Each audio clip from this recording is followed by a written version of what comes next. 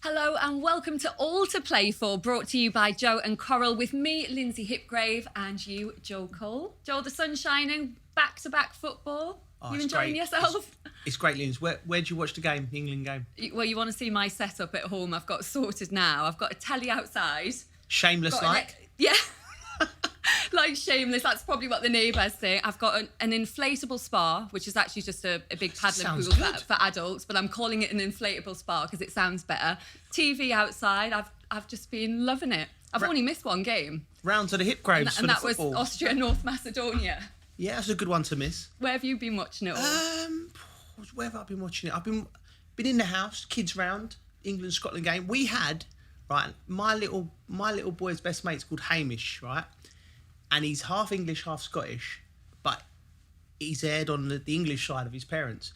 So I said to him, he's the only fella called Hamish who was supporting England and not Scotland this week. So he says all the kids around watching it. But it's been brilliant. You had to turn him, or was he supporting England anyway? No, he's full-blown England. Like, he's Scottish. I think it's his mum's Scottish descendants. He's got family up there. But, the only fella called Hamish who's supporting England this week, I'm sure. And you've got a big award ceremony tonight as well? Yeah, big one, Lyns. We are the Group J Essex Division 5 league winners this year, and we got a Player of the Year do Restaurant Story. So basically, you got 40-year-old men whose wives have let them out of a night time for the first time in 18 months. They're so excited. My mates are ringing me now. They're cutting the grass, putting the tunes on, and I guarantee you we'll all be in bed by 11:30 with a cup of cocoa. Like, the days of tearing up London are gone. Yeah. Like, this was 10 years ago. We could have ended up anywhere in this city, north, west, east, or south. But tonight, I'm pretty sure it'll be all done and dusted by 11. But it's exciting. It is, and you're not up for any awards. No. I'm the manager, player manager, and probably the scary thing was I probably wouldn't even have won any awards because I was bloody useless. I've done my hamstring about 4 times trying to play football, but the boys are well up for it. It's going to be great. Look forward to that. Right, well, it's time to introduce our guest, don't you think? And what an intro this is. I'm going to take a deep breath for this one. Ready for this? Yeah. Our guest today is Glasgow Rangers record goal scorer, where he notched an incredible 355 goals. He won 9 consecutive titles, 10 domestic cups, and the European Golden Boot 2 years in a row. He represented Scotland at the World Cup and 2 European Championships, scoring 19 goals in 61 international appearances. He's also in the Scottish Football Hall of Fame. He's an MBE. He's the king of question of sport. There's nothing this man can't do. It's the one and only Ally McCoist. Lynsey, and I still can't get a game in Joe's team. Mate, you're ready. What have I done wrong? Get yourself along tonight. What have I done wrong? Listen, I've been listening to the two of you. If I've got a choice out with Joe's team or a night out at your spa, I think the spa's winning it. Definitely. Get yourself to my shameless garden. Definitely. MBE? Have you been keeping that a bit quiet? When did that happen? Oh, it was years ago. I was playing with Rangers at the time. Services to football. So, no, that's... How did that go down in the dressing room? Joe, I walked in the following day with pinned on my jacket. That was the only way to do it, mate, because you know what the dressing room's like. Yeah. It's sink or swim, mate. You got to, I thought I'm going to get absolute pelters in here, so I thought, no, on the jacket, just walked in, pointed to it, I said, have a go, lads, and they did. Who gave it to you then? Prince Charles. The Queen was not in Buckingham Palace that day, and do you know something? It was a brilliant day. I went down with my mother. And we went to the Ritz for lunch after it. Just a proper day. My mother was, I bet your mum, she was more proud of that than all of them 350 goals. 100%. Joe, you're 100% right. Could have done anything, but that just made her life. She loves the royal family, and it absolutely made her life, mate. That's brilliant. That's brilliant. Great, mate. Love it. But Lyns, we're forgetting something as well. Top actor, Robert Duvall. I hear you've been in a movie. Phil was telling me. Not sure about top. I'm not sure about top. My pal, Big Neil Collins, over in Tampa.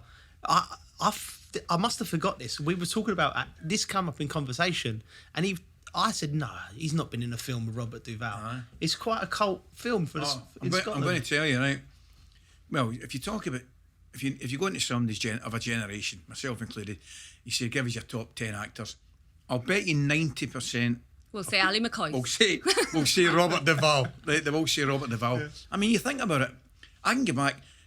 He was in True Grit with John Wayne, right? I know. He was in True Grit with John Wayne. He was in The Godfather. He was a lawyer in The Godfather. He was worked with Tom Cruise. he's a governor. And do you know what's great about it, Joe? And you love it, Lynsey. He's a top guy. Yeah. He's just a proper old school gentleman. He was in it. Michael Keaton was in it. Michael Keaton was in the film as well. How did this come about? It was amazing. It was amazing. It was Campbell Ogilvie, our secretary at Rangers at the time. The film was obviously planned and all that stuff, but they were struggling to find somebody that could play football and act. And I can hear you say, well, you do neither, so where did you come into the equation? And it was just Campbell put my name forward. Yeah. And of course, Joe, you know what it's like, Lynsey. I thought it was a wind-up. Yeah. I got this invitation to go and meet Robert Duvall in the Hilton in Glasgow. Right, okay, great idea. So I'm expecting Jeremy Beadle to come flying at the bar, you know what I mean, give you one of them. But sure enough, went in to meet Robert Duvall, and I think it was Robert Carliner who was a producer, and we sat down, had a blether. Listen, and I think the fact that the main reason, or probably the only reason I got it, was because I could play football. Because the rest of it, I think it's probably far easier for the film to have a footballer who can't act than an actor who can't play football if the film's about football. So we did it. I did a wee sort of semi, not even a casting thing, it was just fine. I had a blether with him, and then he phoned me on the way up the road and said, okay, you've got it, you know, when do you start?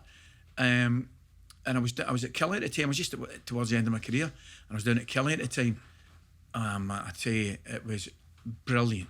The whole experience, because it was perfect, because you get a chance to go into an environment you could only dream about, but because it was a kind of football environment, and the rest of our team in the movie was made up of footballers, right? Guys that played with Airdrie, Wraith Rovers, Partick, that they knew their way about. So there was a brilliant bond, and it was amazing. We used to do the film and all that stuff, and we'd go for dinner at night. Yeah. And Robert Duvall would take us for dinner, and he used to sit there and he loved the patter, the crack, the camaraderie, and he loved it. So it was certainly between 3 or 4 weeks of my life. It was just, I wouldn't have swapped, but some of the parts, Joe. I mean, a couple of classics, just boys trying to get in the film. Some of the players, right? So there's a scene at Hampden. This is no joke. We filmed at Hampden, the final of the cup final, the team Connaughey reached the cup final. So they've advertised for fans to turn up for the last day of filming. By the way, there's 34,000 at Hampden, right? That's unreal. There was a League Cup semi-final on the Wednesday, a genuine League Cup final on the Wednesday. There was about 22 there, right? There was more there for the film, right? So anyway, the game goes along at half-time. We're getting beat 1-0. We go back into the dressing room. The boys are all arguing, right? And then Robert Duvall comes in, who's the manager, bang, and he does his bit, lays it on thick and all that stuff. So brilliant, man. So we get back into the dressing room, and we're all saying, right, come on, that's rubbish first half, we need to do this, we need to do that, we need to do the next thing, you know. Meanwhile, all the boys know that if they're going to get in the film, they're going to have to be as near to Robert Duvall. So I've brought my glasses excited here. We've got to be as near Robert Duvall as humanly possible, right? So we come in half time. Come on, lads, that's not good enough. What's that the next thing? Bum, bum, bum. So Duvall comes in, right, and he slams the door, right? And just as the boys are shouting at each other, he says, quiet! In his Scottish accent, he slams the door, he says, quiet! And as he says quiet, wee Sandy Stewart says, come on, lads, a bit of hush for the gaffer. Joe, and we've just fell about. Of course, the Val doesn't know what's happening. All the boys are rolling about. Cut, we can't do it. So it was just an attempt for all the lads to say something or do something that would get in the film. Oh, Joe, it was a laugh a minute, mate. I'd love to do that. I'd love to do that. So, legend of Hollywood, legend of Scottish football as well. A first major tournament, Ali, for 23 years for Scotland. Tell us a bit what it's like back home at the moment. Everyone must be buzzing. Oh, it's amazing. Lynsey, I've got to say it's amazing. I can remember, believe it or not, bizarrely, I'll never forget when we qualified for these Euros, because I was at Wembley. I was doing the highlights of the Scotland game at Wembley after one of the England games.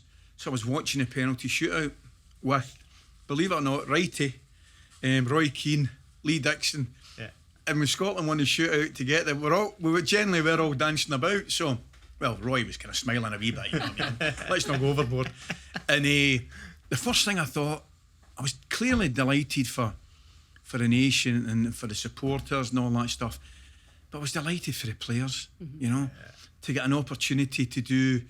I mean, we were lucky to feel how you felt. Yeah, exactly. Played at European Championships, World Cups, and there had been a generation for 23 years. Great players, you know, Dan Fletcher, boys like that. Never had an opportunity to do it. So I was really pleased for the players, John McGinn and all these guys, McTominay.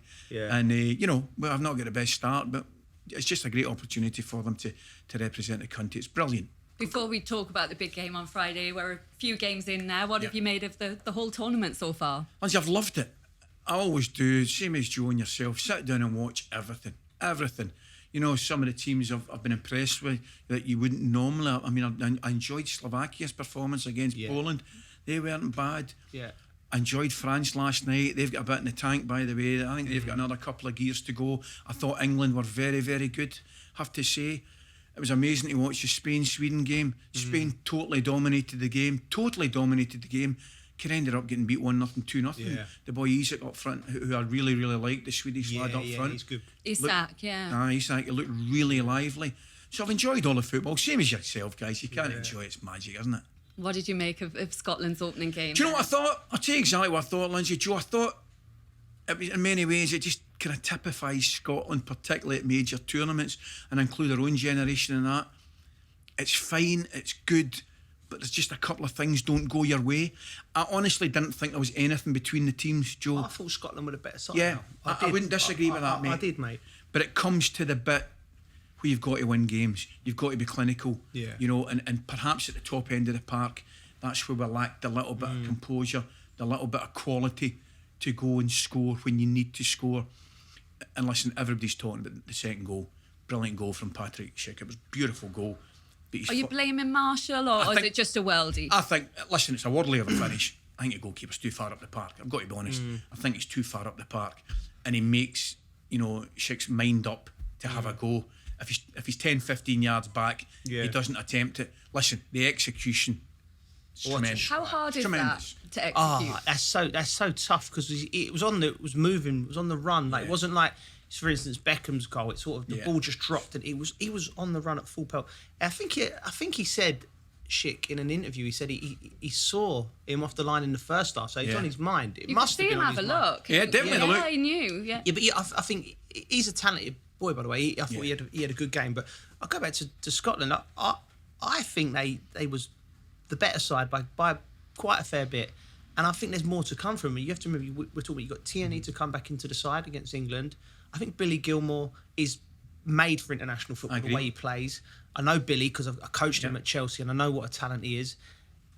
Stick Shea Adams up front as well. Shea Adams, I think he was lively when he came on. I think this is a real test for England. I think the Croatia game, I thought we caught them cold. But I think the Scotland game's going to be... They'll pack the midfield, they'll be compact. Yeah. Good. It's going to be a good game. I think the one thing I would say as well about the Scotland game against the Czech, I mean, everybody correctly and understandably is talking about the second goal. First goal was a great header. Yes. First goal was a brilliant header. Your man at West Ham, Sufal down there. He puts we should have got it to him quicker, but he puts a great cross in, and it's a proper centre forwards header. You know, Sufal and Robertson were going at it. That was great. That was two. Sufal's probably one of the most underrated players in the league. Trust me, I've watched him many times. A great player. And Robertson, I think Robertson's outstanding. Top and they were really going at it. So that was a good little. It was a good battle, wasn't it? Yeah, it was a good matchup. Who are you tipping to win the whole thing? I'm going with France. Lindsay, Joe, I genuinely think there's 4 or 5 teams, you know, could win it. You know, England, of course they could win it. Belgium, of course they could win it. Spain, Italians have looked good. Yeah. Portugal last night, I mean, that was amazing. After 82 minutes, they look as though they're 1-0 down. Yeah. The offside decision, they get the break, was offside. They get the break with that, and all of a sudden, Ronaldo, they could have a say in it. They're the holders. But I still think France. What about the Italians, Al? They surprised me. I'm ashamed, Joe, but I'm still. It's crazy. I'm still not convinced. I don't know how good they were and how poor Turkey were, because I thought Turkey would have a good campaign. I particularly thought it'd make life difficult for the Italians, and I'm maybe selling the Italians a little bit short, mate, because it was an ideal performance, wasn't it? 3 goals. He kept a clean sheet, and they looked really, really solid. 2 boys at the back, Benici, Chiellini. Proper Italian defenders. So I'm maybe doing them a little bit of disservice, but I think I'll be better. I'd be better qualified to give an opinion perhaps on them after the next round of matches. See how they're going against Switzerland, for example. It's hard to see a weakness in that France side, isn't it? They're like a top club side. And watching them last night, you know that's nowhere near Top Gear as well. No, that's what I thought. I mean, see, watching them, that was them, particularly for the whole second half. Joe, I don't know if you agree. They never really come out, and they'll be a different team if they've got to come out and win a game. They obviously got the goal. Lovely ball from Pogba with the hand. This ball came across. Okay.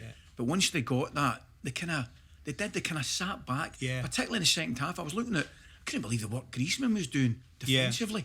Benzema as well. They were all kind of 40 yards from their own goal. Quite happy. They looked really, really comfortable defensively. You know, Kimpembe and Varane. I thought second half, Germany pushed up a little bit in wider areas and got balls in the box. But at the same time, France I just thought they looked really, really comfortable. So solid at the back. They've got an amazing record. That's the sixth time in a row that they're undefeated in German soil. Really? They've beat Germany 4 and drawn twice at the last 6 games in Germany. I mean, there's something else. I think as well, the only thing that's going to stop them winning it is themselves. Like with the Mbappe situation with Giroud. Oh, I know. But they've got that in a lot. Like when I played in France with Lille for a year, and you sort of get cultural differences between, but you don't really. I played with loads of French players, and you don't really understand them until you go there and live. And that they've got this self-destruct button. It's because they're so passionate. Like the team spirit we had at Lille was unbelievable. But it was like I saw more arguments in a dressing room in my year in Lille than I did for my whole career. Just I didn't understand what they were saying, but they was going at each other, and I think that's what they're like. They play on the edge, they live on the edge. If they can contain that, and they can, whatever's happened in the dress, something's happened between Giroud and Mbappe, but if they can quell that, then you can't see. Take it out on the pitch. Take it out on the opposition. But it's funny, but you're right. It's not. I mean, it's not the first time. I mean. It has happened before. The Frenchman, it was like I described it. It was like an episode of EastEnders, man, didn't it? And Mbappe's falling out with Giroud, and Benzema's not happy with a lunch menu. There's always something going on. They've got a wee self-destruct button in them. But I tell you what a team. Some side they are. And Ali, if you're interested, Scotland 5-1 to qualify from Group D with Coral at the moment. Let's move it on then to England against Scotland, the big one. It's the original international fixture. Well, what makes this fixture so special, Ali? You just brought up with it. It's a history of the whole thing. First ever international, wasn't it? It's a great story, and I haven't told this story. We actually used to train with Rangers before we got a training ground. We used to train on the cricket ground at Partick, which I am now going to reliably inform you was the venue for the first ever Scotland-England game. Wow. Yeah. Right. That was in 18 something or other, wasn't it? It was like 1870, whatever it was. Yeah. And I think I'm right in saying it finished nothing each. Yeah. And that was in the Partick cricket ground, Western Scotland cricket ground at Partick. And we used to train there. Yeah. So the irony of it was when we used to go there, early 80s, on a Friday, we used to have Scotland-England games. Did you? Butcher, Ray Wilkins, man. and that's amazing. Brilliant. I mean, brilliant. We used to have Scotland-England games, by the way, and they used to get tasty. Mark Hateley. They had a proper team. They couldn't beat us on the Friday, right? Really? I love them Friday. Wait, I tell you. They had Butcher, Woods, Wilkins, Roberts. They're a proper team. Yeah. Me, like Cooper, Durant, myself, and they couldn't beat us, right? They couldn't. And what used to annoy us, right? Wait, I tell you. Soonest used to play with England. No. I'm telling you, man. Yeah. Right? Used to drive us mental. So anyway, true story. We're playing one of the games up there, Scotland v England, Friday. We're playing the D-Night on Saturday. Scotland v England. So we're 3 or 4 up on the Friday and we're giving it all the ole, on the back flicks and all that stuff. How do you like it, Butch? Big Butch is volleying things everywhere. Oh, he's lost it, man. Anyway, Durant gets the ball, right? This is a Friday before a game. Soonest playing for England. We're just taking the mickey, Anyway, Soonest comes in. Bang. Oh my God, he smacks Durant. Like, you've no idea. Horrendous tackle. And Durant at that time, built like that. He was like one of those weebles, those weebles that wobble but don't fall down, right? Down he went, bang, back up, puts his foot in the ball. He looks at Soonest and says, "Is that your best?" Joe, right, that's where they're going. Graham went, no, yeah, he said, this is my best. Bang, right? So we're all into it, right? I swear to God, Walter Smith's running about with a whistle. Beep, beep, he's got a ball under his mouth, beep. Big Butchie's got me in a headlock, Roberts is laughing, everybody's into it, right? So I'm all ladling into it on a Friday, this is before the D-United game. So anyway, it all calms down. We're going back to Ibrox to get changed. Of course, England boys are over there, the Scotland boys are over there. We're not talking to each other. Aye, where you go? Back into the dressing room. So we're thinking, so we're sitting there, you know, in the dressing room, thinking, what's going to happen here? Soonest is going to come in. I'm saying, soon he can't come in. He started it, man. You know what I mean? 6 minutes. We're thinking, what's he going to say? Says, door opens, Soonest walks in, Joe. And we're like, everybody's sitting there like that. He says, that's the spirit, he says, I'm looking for. That's what I'm looking for, lads. That's what's going to win us this league, right? Durant's sitting there with his leg up with ice on it. I've got a big steak over this island. I'm going, that's a great idea. That's the win as a league. But we did. When did you, like, as a young player, first become aware of the English-Scotland rivalry? When did you first? I was at Euro 96 as a fan. Yeah. I was behind the goal where Gary Mack had the penalty. We had Uri Geller in his England shirt floating up, making the ball move with his mind. So I'm there, and actually my dad, like, he wasn't a football man. So we got these, my mum and dad got me these tickets. They begged, script, and got the money to get me these free tickets, free group games. But my dad wasn't a football man, so he give it to his pal, Scottish fella, Brian his name was. So Brian is the most Scottish fella you've ever met in your life. Like, if he said one word, you'd Scottish. So we're sitting in England, then he's like, he ain't said a word all day. Penalty. They get the penalty, he's up, and like that. And I'm like, and then England fans are growling at him. And I'm like, oh God, like, I'm about 13, and what's going on here? And I'm watching it, and then they're all hammering him, all the England fans, and then Mac has missed, Dave Seaman saved a penalty, and I'm just like, I've f***ed off, Brian. I'm with the England fans, you're on your own, fella. I'm bouncing around, I'm jumping around, everyone's going mad. They're hammering him, singing at him. I'm thinking, I don't know how I'm going to get home here. I'm about 10 miles away from home. Anyway, and then as I've come up from celebrating, we must be celebrating for minutes, and then I've just seen Gaza lift the ball up over Cole and Lynsey and scored. I could picture it now in my mind's eye at the other end of the stadium, and I just, as soon as the game was finished, I rushed home because I knew I had the VHS on video in it, just to watch the goal, because there was no replays back in them day, and I was just like, what a day. What a goal. And do you know what? That's one of my regrets. We didn't, for all my England career, we didn't play Scotland once. I would have loved to have played in that game. That's a shame. Yeah. I didn't have a great record in it, to be honest with you. I can't sit here and tell you the great record. I think I got 1 draw in 4 games. But it's funny, again, first game against England, I think it was a draw at Hampden. And even Euro 96, kind of bizarrely and strangely, when I played virtually all my career at Rangers, in the Scotland-England games, I was always playing against teammates. Really? Well, you think about it. Of course, yeah. Gaza in Euro 96 played with Rangers. And then early on, late 80s, I mean, we had a proper English contingent. Yeah. Chris Wood's a goalkeeper, Terry Butcher, Gary Stevens, Trevor Stevens, Ray Wilkins, that I mentioned. Yeah. So, the first game at Hampden, we're going down the tunnel, you know. And, of course, Scotland, England, man, what a game we look forward to, you know. And I see Big Butch leading England out. I went, all right, big fella, blank me. Like, completely blanked me, and I went, aye, here we go. I thought this is going to be a bit tasty, and sure enough, he didn't let me down the big lofty. I was because I remember hearing Ray Wilkins. Ray was a good friend of mine, and it did, like, when he went up to Rangers, like, he was England captain or something. How was he in the dressing room? Joe, he ran it, didn't he? Aye. I mean, man. He's one of these few people in life that you meet, you know, that makes an impact on you, and it's with you for the rest of your life, you know. Yeah. Just a proper gentleman, him and his wife Jack. Just absolutely wonderful family, so well mannered. Yeah. You know, achieved so much in the game, had time for everybody. Yeah. Whether you were a young kid in the S form coming through, apprentice coming through, you're a supporter outside the front door. He had time for everybody. And I take a lot of pleasure in the fact that I know he loved his time at Rangers. Yeah, he did. He loved it. He loved it. Oh, he loved it, and he loved the people, and the people loved him. You know, just a great lad. What was it like at Wembley that day, that atmosphere? Amazing. The atmosphere. 25 years ago yesterday, wasn't it? I mean, absolutely incredible. No, listen, time. There's still obviously a disappointment of losing the game, but time's a great healer in the respect that you look back and what an occasion it was. We played well first half. Better team. Aye. We were a better team first half.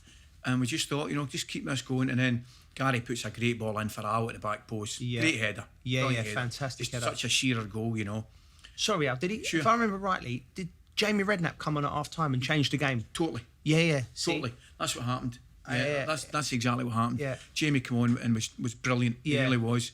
I don't think there's any doubt, but I thought transformed the English team and changed the game, got the goal. And it was funny watching them because we, initially in the first half, you could see there was a kind of nervousness about the English lads. Because they just come off that trip in Hong Kong and all that stuff. On the front pages of the paper and the pressure's on. They were on a 1-1 draw with Switzerland at home, which wasn't an ideal result. So we were obviously trying to maybe play on that. But second half, they played well. We obviously missed the penalty, and within a minute, as you correctly say, Gascoigne scores that goal. But the atmosphere was absolutely fantastic. You've said that was the greatest regret of your career, not taking that penalty off McAllister. Do you still feel like that now? Or? Yeah, of course. But, I could have missed it. But then Yuri Geller could have stopped you as well. Absolutely. I mean... you just have to carry that. By the way, Joe, I swear to God, I tell people this story. Lynsey... The ball moved. The ball moved. I promise you, if I never walk away from here again, the ball moved. Yeah. Right? I'm standing on the 18-yard box ready to follow in. And there was no wind. It was Nothing. It was like today. Beautiful day. Summer's day. I promise you the ball moved. Now, he struck it cleanly. Gary struck it cleanly. Beautiful. Probably struck it too well. But I'll never forget it. You're on about it, and the ball kind of just moved a wee bit. It's just as he went to strike it. It was amazing. It's amazing. I don't think it had any bearing on how he struck the ball or anything like that, because he did strike it well. Where's Yuri Geller now? We need to get him out Get for Friday. Get Yuri in the squad. Well, it was a 26-man squad. We could have thrown Yuri in as the 26th man. He'd have been all right. That's what I should have been. I should have been aware of the whole situation, and I should have had some form of anti-aircraft mission, and I'd just launched up him up there in that helicopter and just taken him out. And we'd have scored a penalty in the rest of our history. Do you reckon he believes it himself, or he's sitting? Oh, he believes it, all right. Joe, you've got no idea, mate. I had him on the radio station. We had him on the radio station a couple of years. I can't talk to him, man, because he's claiming the credit. Never mind Jamie Redknapp coming on at half time or Terry tweaking the team. He's taking the credit for it. Honest to God, man.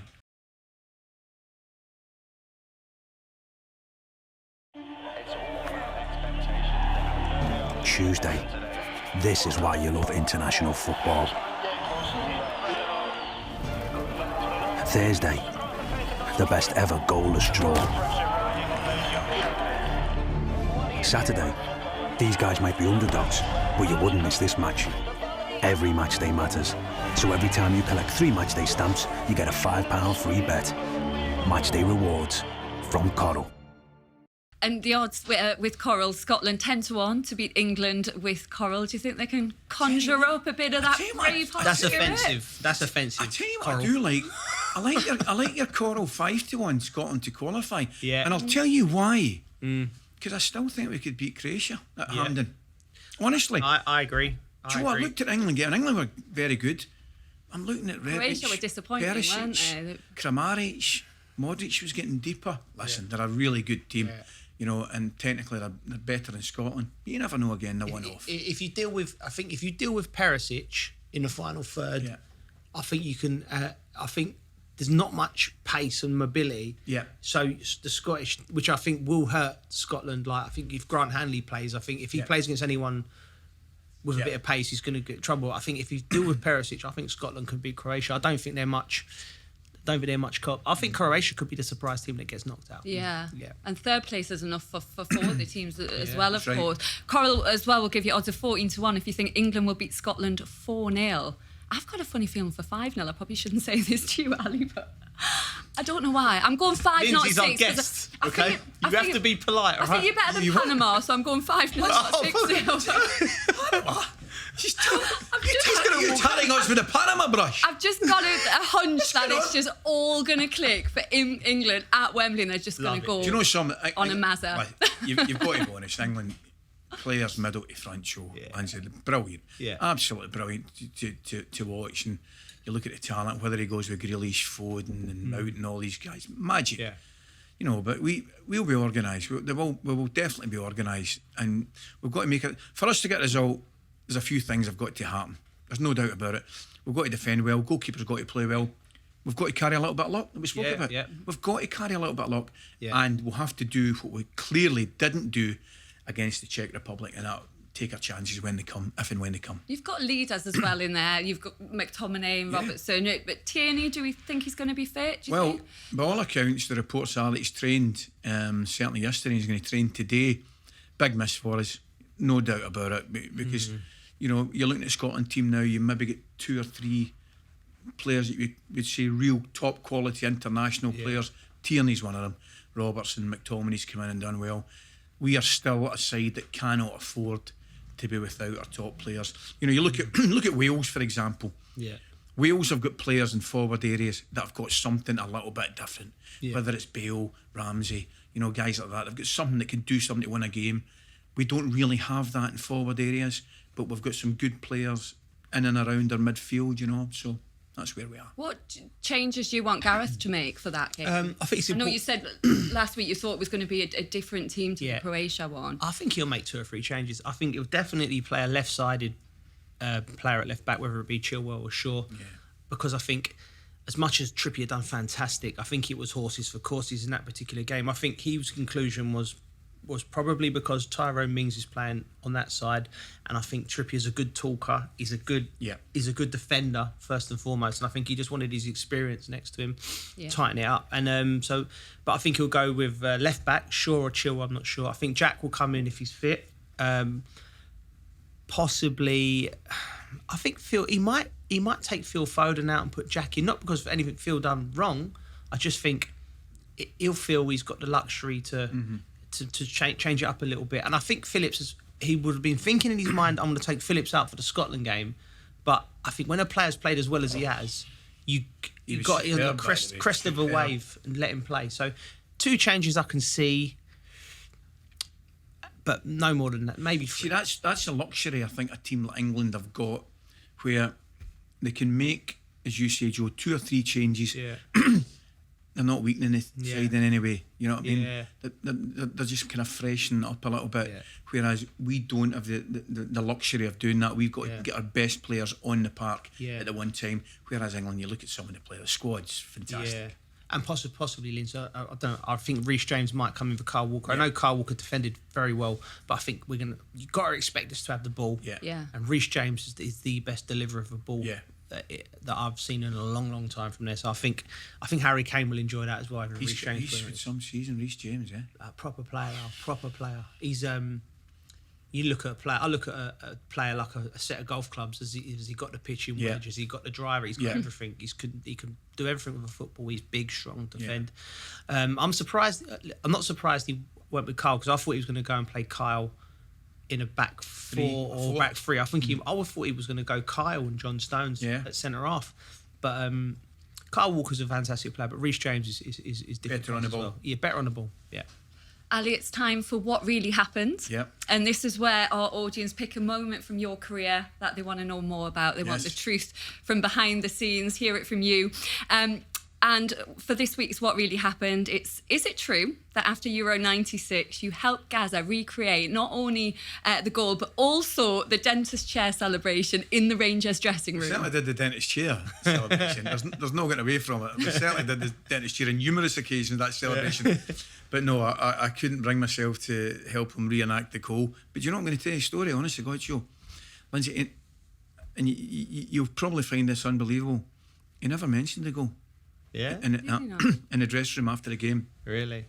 And do you know why? I think, excuse me, I've got my own train of thought on that. I think when even Gascoigne watched it, he knew it was a proper goal. Yeah. Do you know what I mean? See if it had been a kind of tap in. Yeah. Say Gorham had spilled one and he'd knocked it in from 2 or 3 yards. Yeah.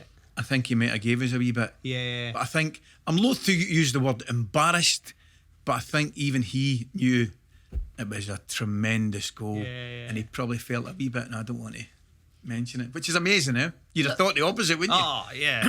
Being so close to him, though, was there a little part of you that was quite happy for him to have scored that goal? A goal like that? Not in the slightest. Lindsay, not in the slightest, man. No.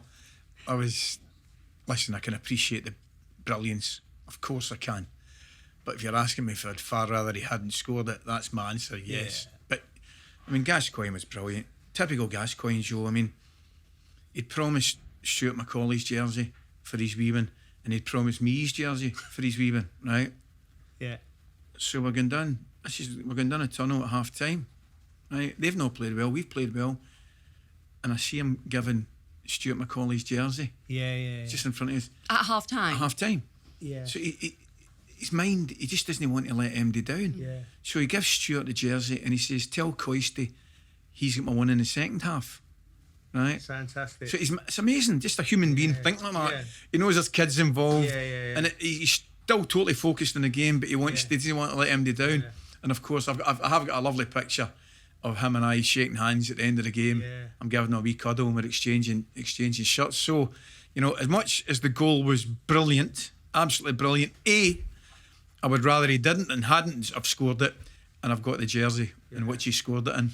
I can imagine, because I grew up in Dunston, which is where he's from, and my house was literally in the next street. And I remember after Italia 90, literally the kids from Dunston were queuing round the block outside his mum and dad's house with their posters, waiting for them to. Honestly, they answered the door to every single kid, signed the posters, do and you know make what sure that happens? his mum kept them for him, and he did them Brilliant. and gave them back out. Do you know what happens in situations like that, at fantastic goals? There's sometimes always the fall guy. For example, Patrick Schick's second goal. Yeah. It's one of these ones that will be shown again and again. Yeah. And Big David Marshall, every time it comes on. Yeah. And I've got some degree of sympathy for Big Colin as well. Colin, because Big Colin just gets a little too tight and then slips. Yeah. And as soon as he slips, Gaz has flicked it over him and he hits it. And I feel for every time it comes on, Colin must be like, I've got to watch this. Gascoigne goal again, So how did it come about, the recreation then? Well, I can imagine it's some goal. I mean, just absolutely tremendous goal. So we were just like kids in the playground. Everybody tries to recreate it, don't they? And the fact it's such a great goal. You look at Van Basten's volley against Russia in the final in the same tournament in '88. Still nowadays, there's guys trying to create it. So with that goal, and you can guarantee as kids in the playground, trying to impersonate that goal and do it again. So we were trying to have a go at it in the training ground and all that stuff. But anyway, the good news is he couldn't do it again. Brilliant, absolutely brilliant. He's obviously renowned for all his pranks as well. What's the best one he pulled on you? Oh, Lynsey, man. I mean, it's just... You couldn't... There's no show long enough. He was amazing. Just fun all the time. I tell you a wee story about, all the pranks and all that stuff. I'll tell you the one about the jersey. He wasn't even involved in the conversation. I was telling one of the boys, wee Gerant, in the dressing room, and I was telling him it was my oldest boy's, I think it was his 4th birthday. I said, and I'm going to get him, or a couple of, whatever it was, I said, I'm going to get him a rabbit. Just thinking, and Gascoigne wasn't involved in the conversation. And Gerant says, I said, I'm going to get him a wee rabbit or something for his birthday. Great, and that was all. So the following day, 2 days before my boy's Alexander's birthday, this is the truth, I gets upstairs and I looked out the window and I look in the back garden, right? And I go down into the back garden, right? And there's a fish tank, right? With all these beautiful fish, right? Yeah. There's a budgie's cage with a beautiful blue budgie, a beautiful green budgie.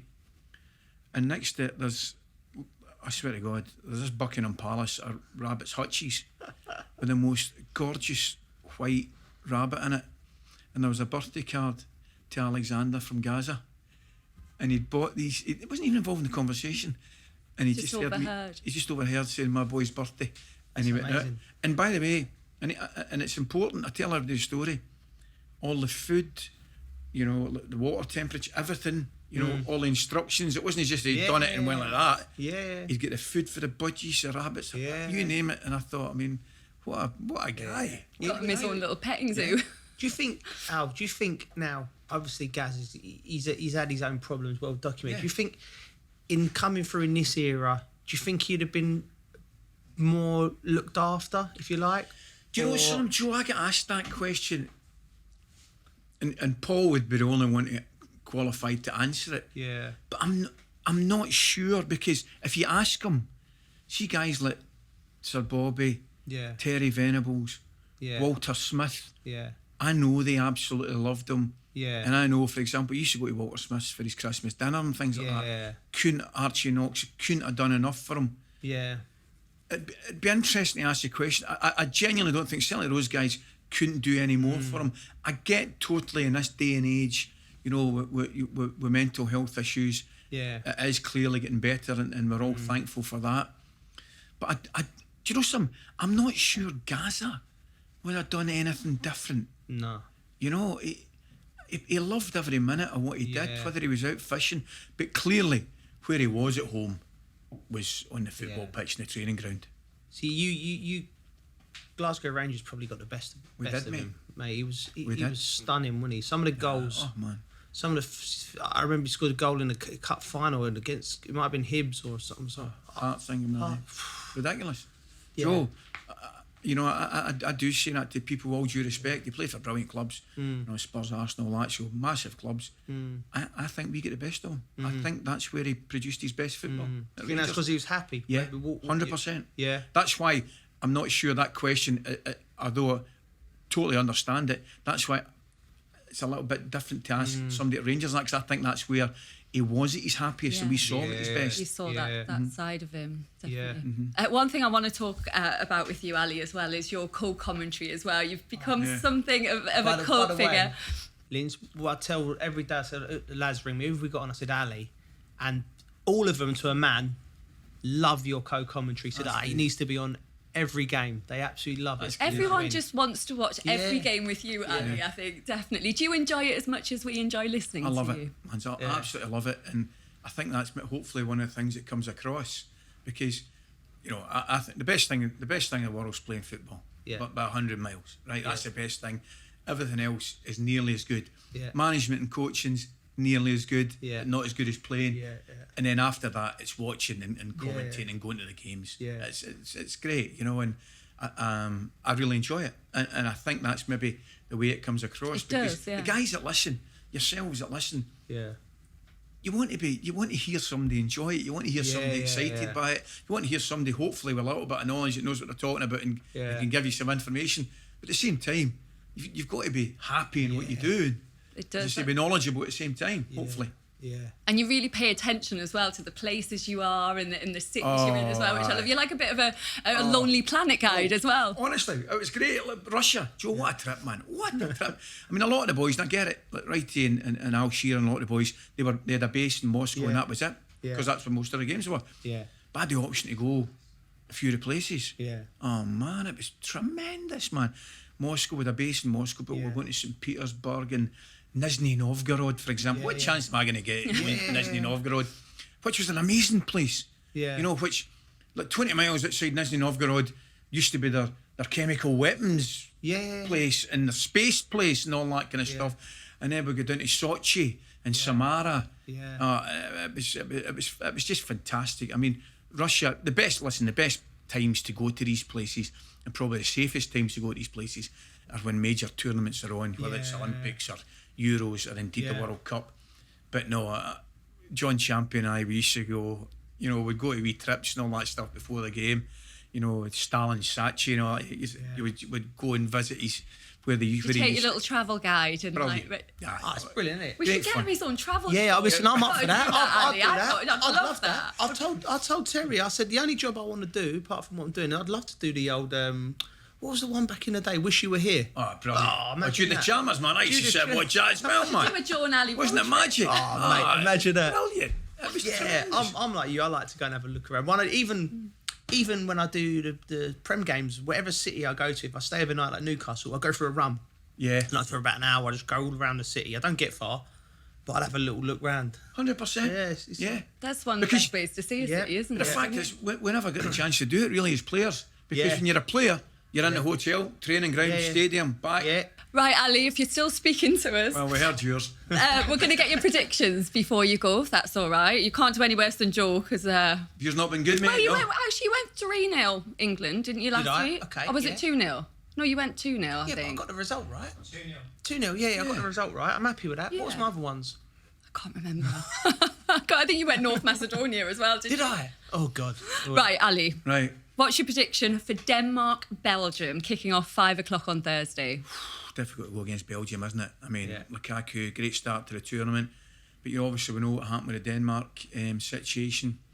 It's a game you think they've got to take something from, but I don't see it happening. Lynsey, I think it's another kind of comfortable result for Belgium. I can see a couple of goals in it, whether it's 2-0 or 3-1.